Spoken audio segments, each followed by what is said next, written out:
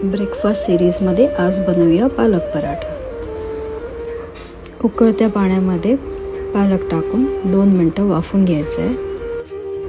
पालक थंड करून घ्यायचं आहे। मग त्यामध्ये आलं, मिरची, मीठ टाकून त्याची पेस्ट करायची आहे। गव्हाच्या पिठामध्ये पालकची पेस्ट मिक्स करून चांगलं मळून घ्यायचं आहे।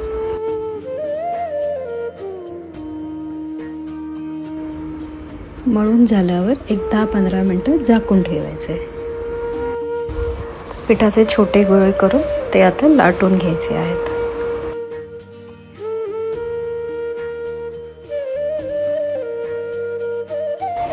दोन्ही साइडने मस्त खरपूस भाजून घ्यायचे आहेत।